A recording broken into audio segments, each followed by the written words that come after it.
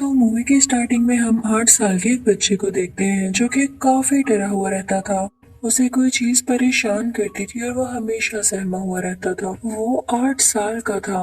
उसके पेरेंट्स भी इस बात को लेके काफी परेशान थे। तो वो एक दिन अपने घर में कुछ एक्सोसिस्ट को बुलाते हैं जिनमें एक कपल होता है और चर्च के फादर।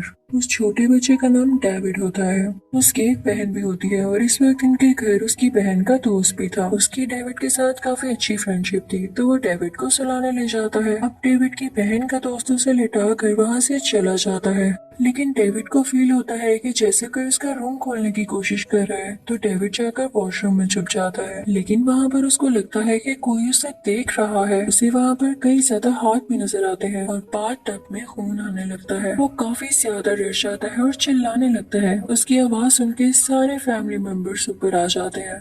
लेकिन यहाँ डेविड जो कि 8 साल का बच्चा था काफी ज्यादा गुस्से में आ चुका था और आउट ऑफ कंट्रोल हो चुका था। वो अपने ही डैड की टांग पर स्टैब कर देता है। अब मेल एक्सोर्सिस्ट उसे उठाकर नीचे लेकर आ रहा होता है, लेकिन अपने नाखूनों से वो दीवार पर स्क्रैच करता जा रहा था। यानी ऐसा लग रहा था जैसे उसे किसी ने पोजेस कर लिया हो। उसे लाकर नीचे डाइनिंग टेबल पर लिटा दिया जाता है और फादर उसके ऊपर कुछ स्पेल्स पढ़ने लगते हैं। वो लोग उसे कंट्रोल में लाने की कोशिश कर रहे थे, लेकिन इसी दौरान डेविड के मुंह से झाग आने लगती है और वो काफी ज्यादा स्ट्रॉन्ग होकर अपने आप को छुड़ा लेता है। इसी के साथ वहाँ पे बहुत बुरा तूफान आने लगता है। घर की चीजें टूटने लगती है और फादर भी गिर जाते हैं। दोनों एक्सोर्सिस्ट ने उसे काफी मजबूती से पकड़ा हुआ था, लेकिन वो खुद को छुड़ाने की कोशिश में था।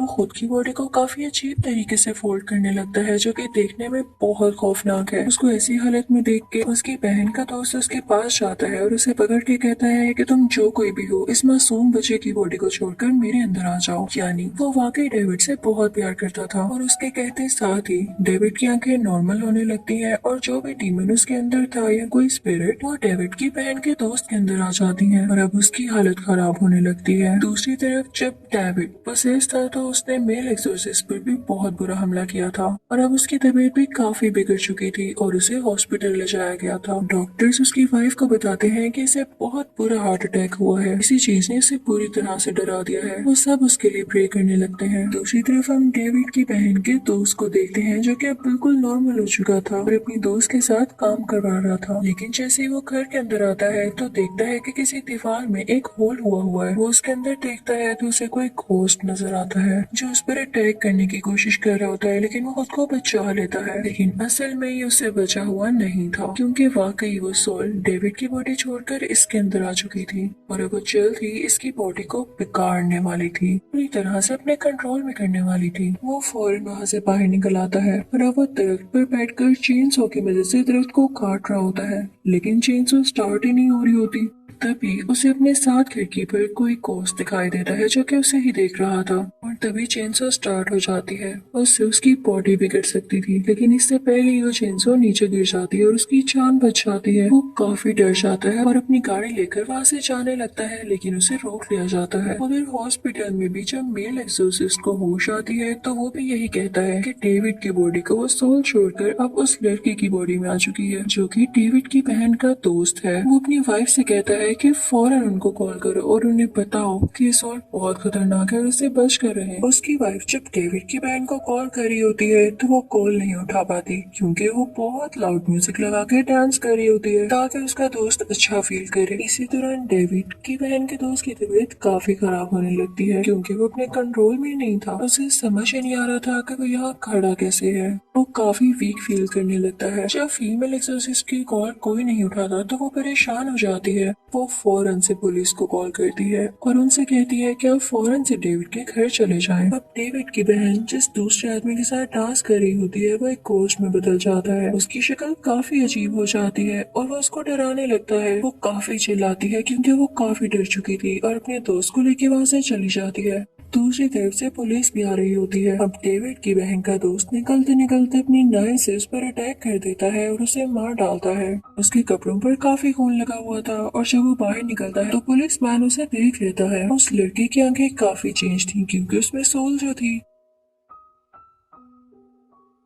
वो पुलिस से बात नहीं करता तो पुलिस मैन उसे कहता है कि तुम्हारे कपड़ों पर खून भी लगा हुआ है, तुम मेरे साथ आओ। अब हम देखते हैं कि वो मेल और फीमेल दोनों एक्सोसिस्ट के साथ बैठा होता है। वो उससे कहते हैं कि हम ये देखना चाहते हैं कि तुम में सोल है या नहीं, तुम बाइबल पढ़ना शुरू करो। अगर तुमने बाइबल पढ़ ली तो इसका ये मतलब है कि वो सोल अभी तुम्हारे अंदर नहीं है, क्योंकि अगर वो तुम्हारे अंदर होगी तो तुम्हें वो बाइबल नहीं पढ़ने देगी। अब जब वो लड़का बाइबल पढ़ना शुरू करता है तो उसे पता चलता है कि मेरे अंदर अभी कोई सोल नहीं है, क्योंकि वो बाइबल पढ़ पा रहा था और इसने जिस आदमी को मारा था इस बारे में केस भी बन चुका था और इसे पुलिस अरेस्ट करने वाली थी। लेकिन तभी वहाँ पर इस लड़के की लॉयर आ जाती है। वो दोनों एक्सोसिस्ट उस लॉयर से कहते हैं कि इस लड़के ने नहीं मारा, उसमें कोई सोल है, कोई गोस्ट है जिसने उस आदमी को मार दिया। और ये लोग ये भी बता रहे हैं कि उस आदमी में भी कोई गोस्ट आ गया था। तो लॉयर कहती है कि तुम लोग प्लीज असली दुनिया में आ जाओ, कौन ऐसी बातों पर यकीन करेगा। वो तो यही कहेंगे कि अपने सर से लोग क्राइम डाल रहे हैं। वो लॉयर किसी भी सूरत नहीं मान रही होती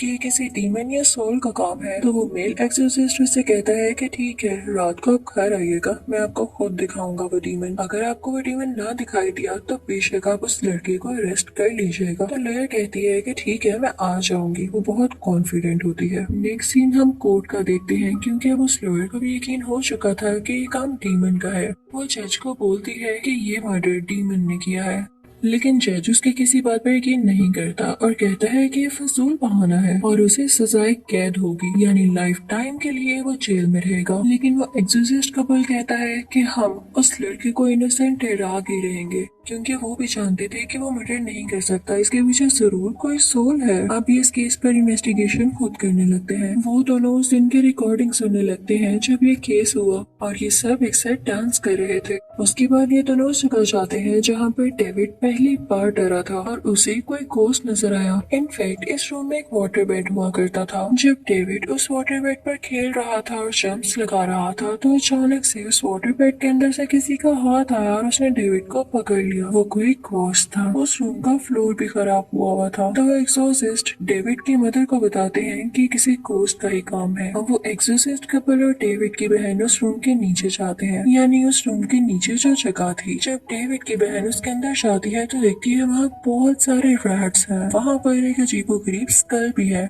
वो उसकी पिक्चर लेती है और फिर आकर सबको दिखाती है। सब कहते हैं कि हमने आज तक ऐसा स्कल कहीं नहीं देखा। चर्च के फादर भी कहते हैं कि मैंने भी आज तक ऐसा स्कल नहीं देखा। तुम लोग ये बात किसी और फादर को बताओ जो कि मुझसे सीनियर हो। अब वो एक्सोसिस्ट कपल जब दूसरे फादर के पास जाता है तो वो फादर इनसे कहते हैं कि इस स्कल में पहले कहीं देख चुका हूँ, लेकिन वो बिल्कुल ऐसा नहीं था। वो उनको अपनी कलेक्शन दिखाते हैं और दूसरे सीन में हम एक लेडी को देखते हैं जो कि किसी किस्म का ब्लैक मैजिक कर रही होती है, क्योंकि उसके पास एक अजीबोगरीब टेबल थी जिस पर उसने ब्लैक कैंडल जलाई थी और उस लड़के की भी पिक्चर उसके पास थी, यानी डेविड की बहन के दोस्त की। वो अजीबोगरीब लेडी कोई मैजिक करती थी जिससे इंसान को हेलुसिनेशंस होने लगती थी और वो डर जाता था। उसे ऐसा लगता था जैसे उसके अलावा भी कोई है उसके पास, यानी जैसे कोई डीमन या कोई सोल वगैरह। फिर मेल एक्सोसिस्ट एक डिटेक्टिव से मिलता है। वो डिटेक्टिव कहता है कि मैंने इस स्कल पहले भी देख रखा है। वो कहता है कि पहले भी कोई ऐसा केस था जिसमें मैंने ये स्कल देखा। तो फीमेल एक्सोसिस्ट कहती है कि इस बार केस में डीमंस का हाथ है। तो वो डिटेक्टिव कहता है कि मेरे साथ मजाक नहीं करो। तो वो दोनों एक्सोसिस्ट वहाँ से चले जाते हैं। फीमेल एक्सोसिस्ट अपने साथ वो नाइफ भी लिया थी जिससे उस दिन मर्डर हुआ था। डिटेक्टिव उनसे कहता है कि जिस केस की मैं बात कर रहा हूँ उसमें दो लड़कियाँ थी जो कि मारी गयी, लेकिन उनमें से एक की ही बॉडी मिली। अब वो तीनों मिलकर उस जगह पर जाते हैं जहाँ पर ये सब कुछ हुआ। फीमेल एक्सोसिस्ट पास्ट में चली जाती है। वो दोनों फ्रेंड्स थी और उनमें से एक फ्रेंड ने ही अपनी दूसरी फ्रेंड का मर्डर कर दिया था, क्योंकि उसके अंदर डीमन आ चुका था। और जिस फ्रेंड ने मर्डर किया था फीमेल एक्सोसिस्ट बिल्कुल उसकी तरह एक्ट कर रही थी, क्योंकि वो सारी चीजों को रिवाइज कर रही थी। फीमेल एक्सोसिस्ट भागने लगती है, लेकिन भागते भागते वो बिल्कुल किनारे पे पहुंच चुकी थी और नीचे पानी ही पानी था। वो वहाँ पर फौरन से रुक जाती है, लेकिन तभी नीचे से कोई क्रीपी सा हाथ आता है और उसे खींचने लगता है। लेकिन तभी वहाँ पर उसका हस्बैंड आकर उसे बचा लेता है। वो फीमेल एक्सोसिस्ट अपनी सेंसेस में आ चुकी थी, तो अपने हस्बैंड से कहती है कि जिस लड़की की बॉडी नहीं मिल रही वो इसी रिवर के अंदर है। अब उस लड़की की बॉडी को निकाल लिया जाता है, यानी ये मसला भी सॉल्व हुआ। जो उसकी बॉडी नहीं मिल रही थी उस फीमेल एक्सोसिस्ट के पास काफी अच्छी एबिलिटीज थी। अब ये दोनों हॉस्पिटल आते हैं। उस लड़की की डेड बॉडी भी वहीं पर थी, तो फीमेल एक्सोसिस्ट उसके पास जाती है और उसका हाथ पकड़ती है, ये पता लगाने के लिए कि ये सब कैसे हुआ। और तभी उसे अपने सामने एक केव दिखाई देती है जो कि काफी डार्क थी। वो उसके अंदर जाने लगती है, उसे सारा काले जादू का सेटअप नजर आता है और वहाँ पर कोई औरत थी जो कि काला जादू कर रही थी। डेविड की बहन के दोस्त पर ही फीमेल एक्सोसिस्ट उसका फेस भी देख लेती है। वो काफी अजीब थी। वो उससे कहती है कि तुम ये क्या कर रही हो, लेकिन इससे पहले कि वो औरत कोई जवाब देती, रियल वर्ल्ड में कोई डेड बॉडी उस औरत पर यानी फीमेल एक्सोसिस्ट पर अटैक करने आ रही होती है। तो उसका हस्बैंड उसे कहता है कि छोड़ दो उसका हाथ, अपनी इमेजिनेशन बंद कर दो। और फीमेल एक्सोसिस्ट को ऐसा करना पड़ता है। फिर उस मेल एक्सोसिस्ट को एक बुक मिलती है जो कि उनके जूनियर ने उन्हें दी थी। उसके अंदर लिखा हुआ था कि कैसे ब्लैक मैजिक ये सब कर रहे हैं और उन विचेस या उन औरतों को कैसे मारा जा सकता है जो कि ब्लैक मैजिक करते हैं। वो एक्सोसिस्ट उनको पढ़ने लगता है। तभी उसे एक विजन आता है कि कोई गोस्ट और वही डेड बॉडी उस पर अटैक करने वाले हैं। उसके हाथ में नाइफ होती है और वो वापस से उन पर अटैक करने लगता है कि तभी उसका हाथ उसका जूनियर पकड़ लेता है और कहता है कि आप अपनी वाइफ को मारने जा रहे थे।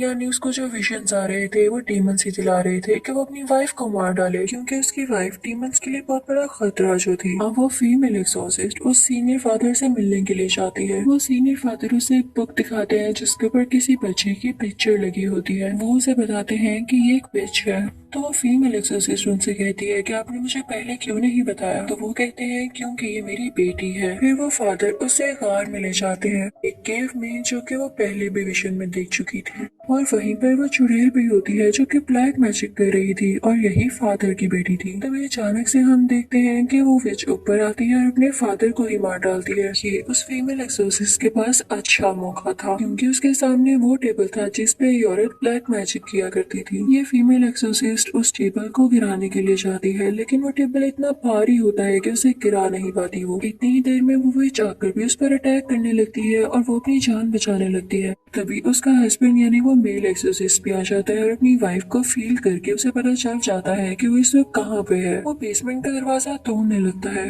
अब नीचे वो फीमेल एक्सोसिस्ट काफी मुश्किल में होती है, क्योंकि वो वहाँ से भाग रही होती है लेकिन उसे रास्ता नहीं मिल रहा होता। इतनी ही देर में उसे अपने सामने मिरर नजर आता है। वो हर तरफ खुद को देख पा रही थी और तभी वो बुरी औरत यानी विच आकर उस पर चाकू से अटैक करने लगती है। फीमेल एक्सोसिस्ट उसे पत्थर मारती है और वहाँ से भाग जाती है। अब वो विच उस मेल एक्सोसिस्ट के पास जाती है उसके वाइफ के रूप में और उसे अपने कंट्रोल में कर लेती है। दूसरी तरफ हम ये देखते हैं कि डेविड की बहन का दोस्त काफी बीमार था, क्योंकि उसे जेल में बांधा गया था। एक बात तो ये थी कि उस पर एक मर्डर का इल्जाम था और दूसरा ये कि उसमें कोई सोल बार बार आ रही थी। उसकी बॉडी यहाँ काफी अजीब तरह मूव करने लगती है और उसकी तबीयत बिगड़ने लगती है। दूसरी तरफ विच उस मेल एक्सोसिस्ट को ऑर्डर देती है कि हैमर से अपनी बीवी को मारने जाओ। मेल एक्सोसिस्ट पूरी तरह से विच के कंट्रोल में था, तो वो हैमर लेके अपनी बीवी को मारने जा रहा होता है। लेकिन तभी उन्हें पुराना वक्त याद आ जाता है जब वो अपनी बीवी से पहली बार मिले और उन्हें सब याद आ जाता है कि वो अपनी बीवी और अपनी फैमिली से कितना प्यार करते हैं। वो नॉर्मल होने लगते हैं और हैमर लेके सीधा उस टेबल की तरफ बढ़ते हैं जो कि विच की थी और जिस पर विच ब्लैक मैजिक किया करती थी। वो उस टेबल को